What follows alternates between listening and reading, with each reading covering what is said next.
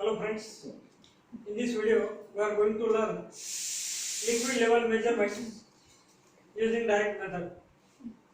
So there are number of figures I have drawn here. As we know, due to corona lockdown there are less resources. Hence I am trying to cover as much as possible in single video.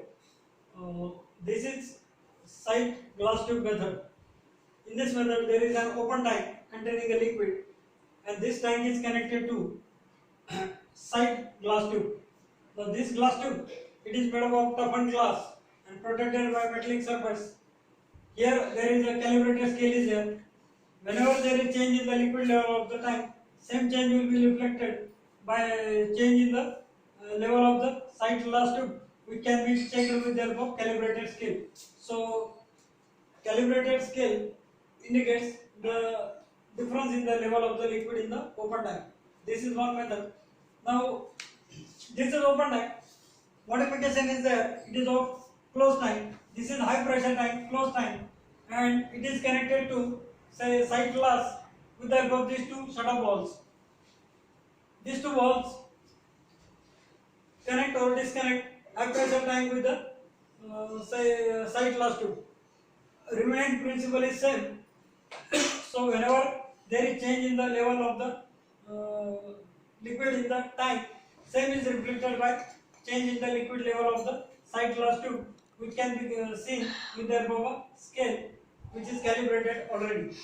Now these two balls separate the tank, high pressure tank, with the help of with the gauging unit.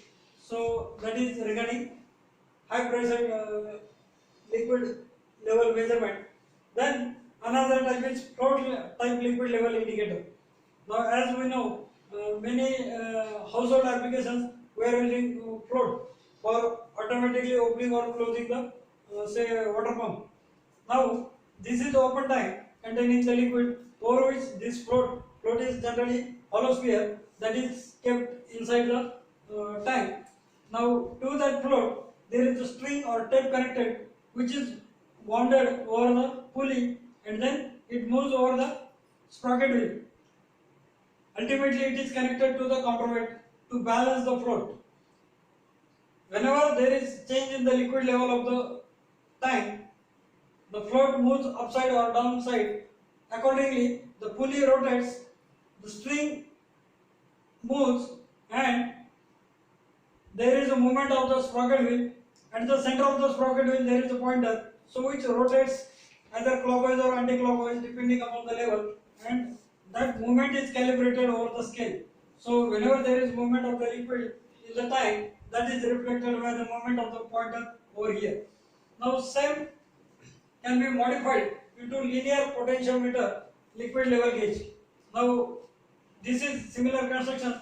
This is open tank with the float, and this is a guide for float. Now this acts as the primary sensing element. Movement change in the level, it is sensed by float. So it is converted into displacement of the float. It is primary sensing element. To that, another secondary sensing element, that is potentiometer, is there. It converts this linear displacement into change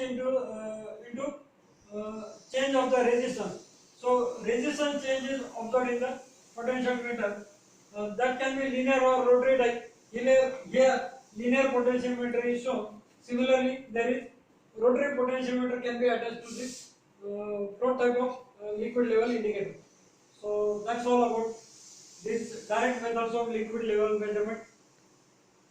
Be safe, be alert.